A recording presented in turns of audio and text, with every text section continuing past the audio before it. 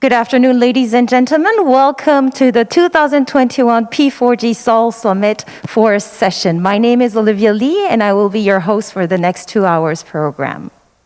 This special breakout session on forest, organized by the Korea's Forest Service, is themed Forest for Global Net-Zero and Peace.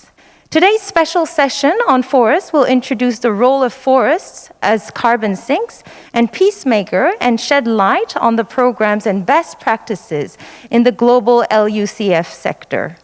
This session will also allow us to meet forest policies in different countries, international organizations, private sector, and to contemplate furthermore on forest protection and utilization. First, we will have keynote speeches delivered by 4 distinguished guests under the theme of the role of forest in climate crisis. I believe that the most important solution is forest. This is because forests are the foundation of the natural ecosystem. Growing forests saves our future generation, and the value grows over time. Certainly, forest is the antidote to our civilization. The Korea Forest Service has announced a draft strategy on how to utilize forests to reach net zero by 2050. We are gathering valuable insights from the stakeholders. Another important role of forest is peace building. Peace building is another vision of the forest session. In addition to global net zero, as the global community responds to this time of unprecedented climate, health, and economic crisis, the net zero commitments are becoming part of the recovery package aimed at building back better and greener. Forests act as a natural carbon sink by providing food, feed, fiber, and income. They help to fight food insecurity and poverty, give us clean water and air, while the housing mostly of the Earth's terrestrial biodiversity. FAO is working closely with the Republic of Korea to ensure a successful and productive event. And the theme, building a green, healthy, and resilient future with the forests, that contributes to the achievement of a 2030 agenda. As an active party to the UN Convention to Combat Desertification, the Republic of Korea has shown leadership on multiple occasions. First, from hosting the Conference of the Parties to supporting the most successful Changwon initiative, to the recently developed program called the Peace Forest Initiative, which was launched at the 14th session of the Conference of the Parties to the UN Convention to Combat Desertification in 2019 in New Delhi, India. Land is a foundation for life on Earth and a fundamental asset for humanity and rural livelihoods. Looking ahead, I wish to share that we are set to take bold strides to pull the Peace Forest Initiative to the level of a full global recognition with support and great success. Addressing climate change is a top priority for President Biden and many leaders in the United States Congress. Our president has taken significant climate action in just his first few months in office, rejoining the Paris Agreement, committing to eliminate half of U.S. greenhouse gas emissions by 2030, and committing to achieve net zero emissions by 2050.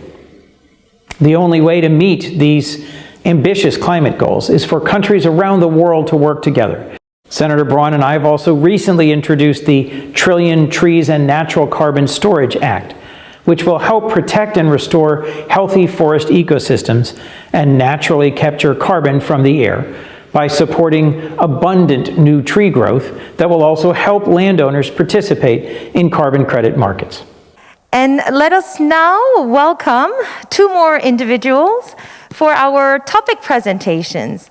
Mr. Alex Rudy, manager of the World Resources Institute, and Mr. Kim Hyung-soo, founder and chief executive officer of Tree Planet. They will make presentation on institutions, policies, and cases of forestry use. There are several current proposals in Congress that would address many of these needs. Senator Coons, who you heard give a keynote address just minutes ago, introduced the bipartisan Trillion Trees and Natural Carbon Storage Act, which would set national targets for carbon removal from forests and other lands, invest in nurseries, and improve monitoring capabilities. Another important proposal is the Climate Stewardship Act, which would provide billions of dollars to landowners for practices like tree planting that remove carbon. Here at WRI, we have several initiatives underway to accelerate tree restoration, both in the United States and around the world.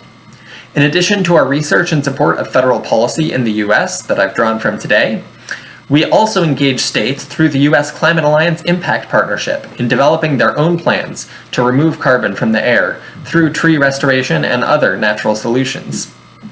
Internationally, our Global Restoration Initiative has a strong track record on this issue through programs like Initiative 20 by 20 in Latin America and the Caribbean, AFR 100 in Africa, and the recently launched TerraMatch platform. Collaboration with the Korean Forest Service and Make Your Farm. This is a crowdfunding program. You can crowdfunding, we can planting the coffee trees. The first step is this project to establish the eco-friendly coffee farms in southwest Ethiopia.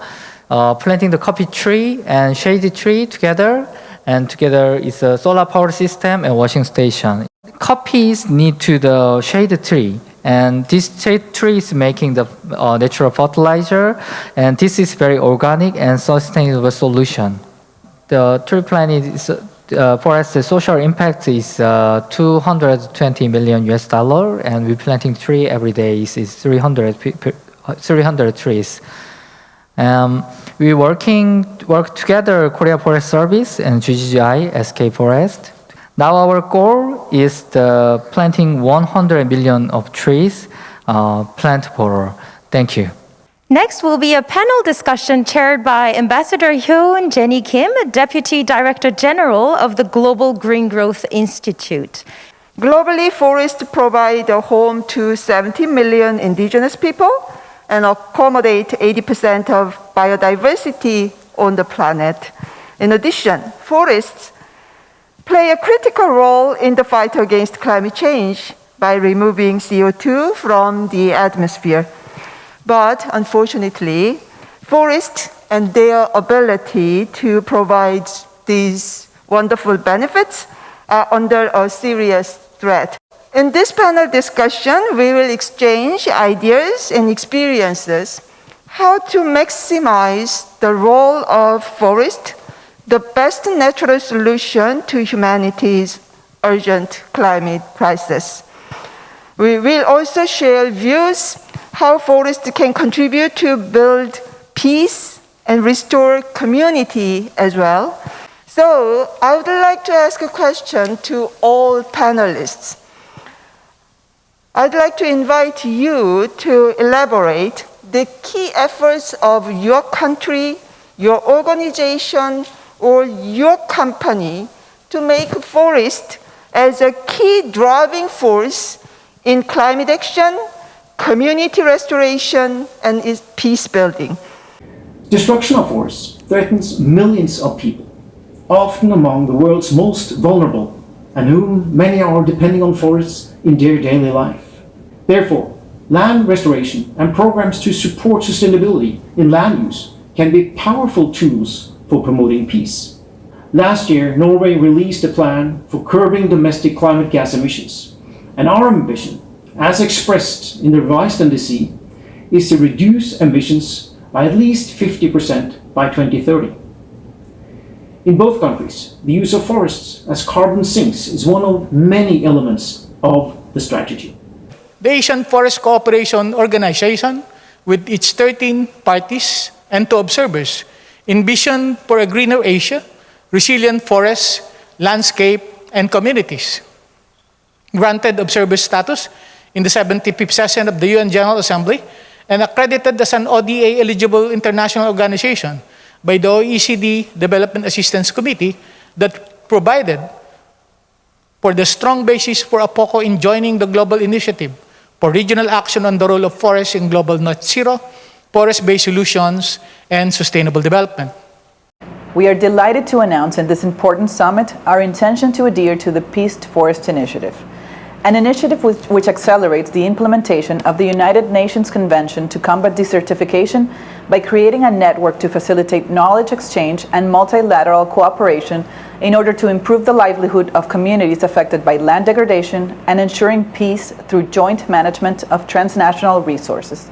Working together within the Peace Forest Initiative not only will improve our governance of joint resources in a spirit of goodwill and collaboration, but it will also boost economic resilience and reduce vulnerability. 8 areas that we invest in. It's shown in this graph, and these are the amounts of funding that we have invested so far.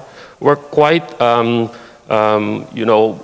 very good that we can invest in a wide range of areas. And as you can see here, there are 2 particular areas that are of interest to forest and land use, and that is ecosystems and ecosystem services. That's the 3rd area.